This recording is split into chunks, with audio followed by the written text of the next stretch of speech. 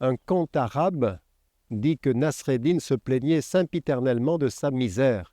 Mais un jour, le calife apprend qu'il a donné un festin somptueux. Il le fait venir au palais et lui dit « Comment t'es-tu procuré l'argent ?» Et Nasreddin lui répond « Je fais des paris et je les gagne. »« Ah, dit le calife intéressé, est-ce que tu en ferais un avec moi ?»« Oui. Qu'est-ce que tu proposes de parier ?»« Eh bien, je parie, cher calife, que demain matin vous allez vous réveiller avec un bouton sur la fesse droite. » Évidemment, dès qu'il se réveille, le calife regarde et ne trouve de bouton ni sur la fesse droite, ni sur la fesse gauche d'ailleurs.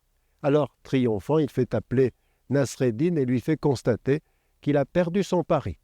Nasreddin, beau joueur, donne les 10 pièces d'or engagées. Mais le lendemain, le calife apprend que Nasreddin a donné, le soir de ce pari perdu, un festin encore plus somptueux que le premier. Il fait venir Nasreddin au palais et lui demande qu'est-ce qu'il a fait pour avoir autant d'argent. Et Nasreddin lui dit « Eh bien, j'ai parié à ton premier vizir que s'il se levait assez tôt et qu'il se cachait derrière les rideaux, il verrait le calife me montrer son arrière-train. » Jésus nous dit que les fils des ténèbres sont bien plus habiles que les fils de lumière et il nous invite, si nous sommes fils de lumière, à être habiles, comme lui-même l'a été. Je cite 2 passages de l'Évangile où il se montre très habile. Par exemple, quand on vient le piéger avec l'histoire de l'impôt dû ou non à l'empereur, s'il dit oui, il faut payer, eh bien, il est collaborateur, collabo des Romains.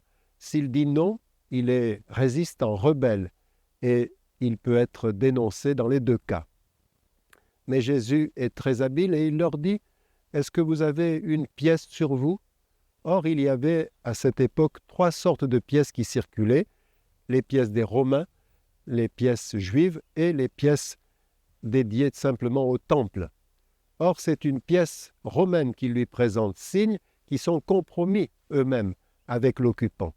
Et Jésus dit, sans leur faire la leçon, parce qu'ils vont très bien comprendre, de qui est cette effigie sur la pièce de César? Eh bien, rendez donc à César ce qui est à César. Et il ajoute, et à Dieu ce qui est à Dieu. On se rappelle un autre passage où on vient lui chercher noise au sujet de son autorité. Par quelle autorité fais-tu cela? Alors Jésus dit, eh bien, je vais vous poser moi aussi une question. Jean-Baptiste, par quelle autorité agissait-il et parlait-il? Ils sont piégés, parce qu'ils se disent, si on dit, eh bien, c'était l'autorité de Dieu, il parlait au nom de Dieu, eh bien, Jésus va leur dire, pourquoi ne l'avez-vous pas suivi? Et s'ils disent, eh bien, non, ça n'est pas une autorité divine, tout le peuple sera contre eux, puisque tout le peuple prenait Jean pour un prophète. Alors ils disent, nous ne savons pas. Et Jésus leur dit, eh bien, moi non plus, je ne vous dirai pas par quelle autorité je fais cela. Jésus invite donc ses disciples à être habiles dans l'amour, parce que l'habileté peut permettre à la personne de sortir de son égocentrisme ou de son enfermement quel qu'il soit. Alors je donne quelques exemples souriants. Le cardinal Angelo Roncalli était nonce apostolique à Paris. Un jour, il participe à un repas officiel et il se trouve que sa voisine a un décolleté très échancré. Il ne dit rien, mais au moment du dessert, lorsqu'elle lui passe la coupe de fruits, il fait exprès de prendre une pomme et il dit simplement « Vous savez, Ève tendit la pomme à Adam et elle s'aperçut qu'elle était nue. » Quand il devint pape, Jean XXIII, sous le nom de Jean XXIII, dans la semaine qui a suivi son élection, il est allé voir le directeur de l'Osservatore Romano, l'organe du Vatican, le monsieur Giuseppe Della Torre. Et il lui a dit, voilà, vous employez des formules comme l'Auguste Saint-Père ou les augustes lèvres du Saint-Père. On dit que le lumineux pontife a dit. Non, écoutez, dites simplement, le pape a dit, le pape a fait, simplement.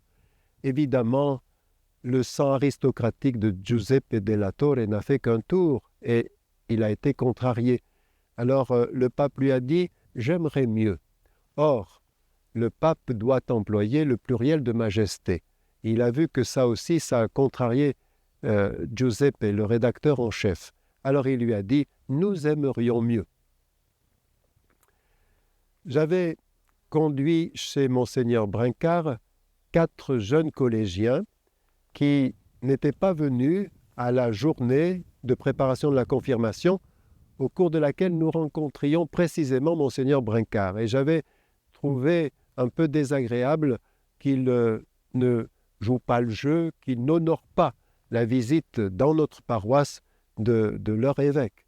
Alors j'avais demandé à Monseigneur Brincard un nouveau rendez-vous pour ces 4-là et je les avais conduits au puits pour qu'ils n'aient pas à faire les trajets et qu'ils puissent quand même les rencontrer avant leur confirmation. Or, une de ces filles avait un t-shirt qui ne lui couvrait pas le nombril. Monseigneur Brincard a dit simplement « Voilà une fille qui ne craint pas les courants d'air ». J'ai eu la joie de bénir son mariage quelques 10 ans plus tard. Un prêtre avait dit devant les tenues de certains mariages « Mesdames et Mesdemoiselles, ce n'est pas parce que le mariage se termine souvent par un naufrage qu'il faut venir en maillot de bain. » C'est toujours délicat de manier la vérité et l'amour, mais voilà, que le Seigneur nous permette de nous y exercer. Je termine par un beau témoignage. Quand vous allez à Rome et que vous prenez le repas dans une trattoria le soir, sur le trottoir en fait, sur la terrasse, vous pouvez être sollicité par des vendeurs à la sauvette, de jeunes filles qui ont constitué des bouquets de roses et qui vous proposent d'acheter un de ces bouquets pour l'offrir évidemment à votre fiancé ou à votre épouse. Et une jeune fille est venue vers le prêtre, qui était habillé en prêtre, elle pouvait le reconnaître. Il aurait pu s'offusquer et dire « Enfin, moi je n'ai pas de chérie, tu le sais bien, vous le savez bien, mais en italien on tutoie ». Et il a simplement retourné la chose en disant « Voilà, je vous achète ce bouquet bien volontiers, mais vous le porterez à la Vierge Marie, à une de ces statuettes qui remplissent les rues de Rome, en fait, qui sont très bien éclairées. » Et la jeune fille en a été très touchée. Eh bien, que le Seigneur nous donne d'être habiles pour son royaume.